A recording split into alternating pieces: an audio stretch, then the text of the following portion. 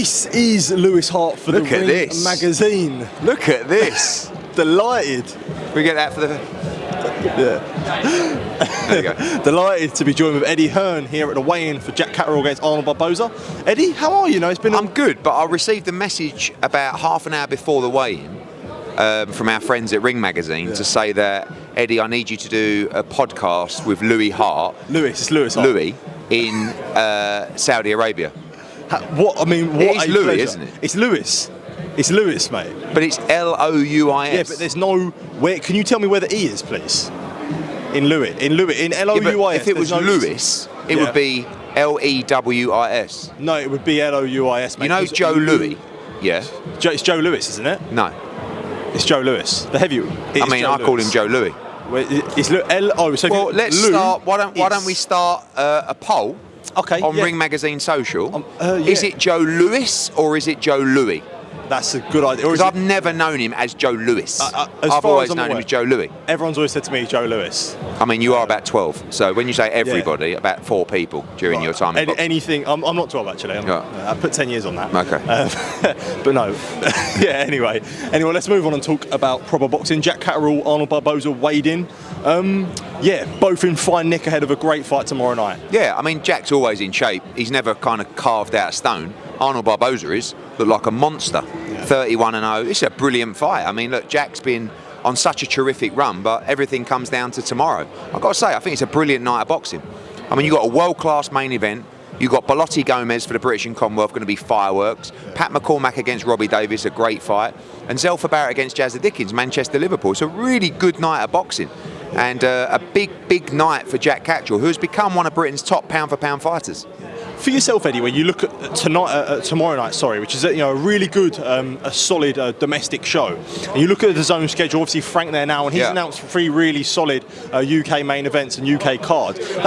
For yourself, whilst you are on the same platform, does that up the standard for yourself, knowing that there is a lot more competition now? Yeah, absolutely. I mean, we got 3 big fight nights announced. You got Catterall Barboza, Crocker Donovan sold out at the Odyssey, and Ben Eubank.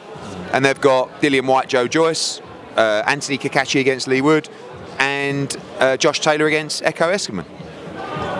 Just 6 brilliant nights, and that's only up until the end of April. We've got May and June to announce. And listen, don't get it twisted. Me and Frank are friends, and we all get on, and I really get on well with George Warren. We want to be number 1. And he wants to be number 1. Well, it's great for fight fans.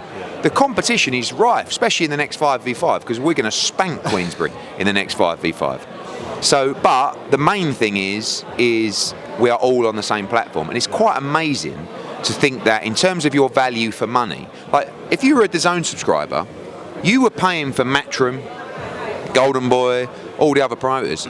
You've now got Queensbury on the platform in addition in terms of your value for money. It's unbelievable. And if you're a fight fan, you have to subscribe to DAZN, and you do, because the numbers are getting bigger and bigger, and it's a great time for the platform. You mentioned about the 5v5 there. Is there anything you can say on that? I know His said about end of May. Is that ideally next week in Riyadh, all will be revealed. I mean, we've always planned to do our 5v5 in May with His Excellency. Obviously, there's a lot happening in May now, and there's a lot happening full stop. So we're going to have to plan that out. Whether that's in Riyadh, whether that's in London, it's going to happen this summer, and we're bang up for it. Yeah, definitely. Eddie, a little bit pressed for time. I do want to ask you about Ben Shalom. Done a number of interviews yesterday, and he said the same thing in my interview and a couple others about yourself not wanting AJ to fight Martin Bakole. Is that the case? No, I spoke to Ben earlier. I like Ben because I feel like what's the way to describe it? I feel like I'm like his kindergarten teacher. Do you know what I mean? I'm educating him about the sport every day now because we're working together a lot. And like, if you don't understand that Anthony Joshua calls the shots, I mean, it might be a bit different with Ben because he's been pulling his fighters out of purse bids. The fighters actually want the fights, but Anthony Joshua is the boss, right? Now, did I want AJ to rematch Andy Ruiz straight away? It's a tough decision. He wanted to, and he was doing it. Did I want AJ to fight Alexander Usyk first time around when he was mandatory? Probably, because I didn't want him to vacate. Did I want him to take the immediate rematch? AJ wanted to, and he did it. I don't have the say to AJ, or the power to say to AJ, "Oh, you are not fighting Martin Bakole."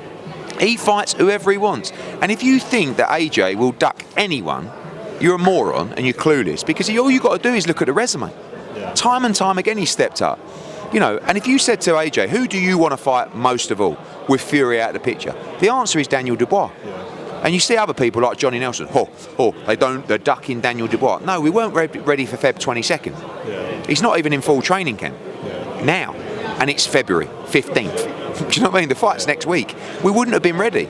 He will fight Daniel Dubois 100%. He will fight Joseph Parker if he wins 100%. He will fight Martin Bakole. Now, if you told me the options are Bakole and Dubois, I'm pushing him to Dubois because it's the World Heavyweight Championship. Bakole's dangerous, but don't get it twisted. What's this? Martin Bakole all of a sudden is the second coming of George Foreman. He got beat by Michael Hunter at York Hall. Wake up, he quit in the fight. But he's a good fighter, a very good fighter. And he's dangerous.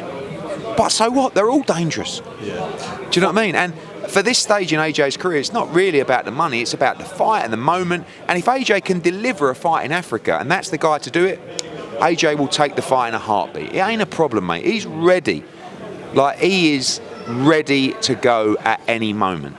Yeah. Final one from myself.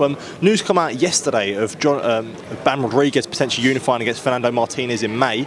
I guess where do we lie with this? Because obviously I know Fernando Martinez was meant to rematch Kazuto Ioka before the end of the year. Does that bypass it, do you think?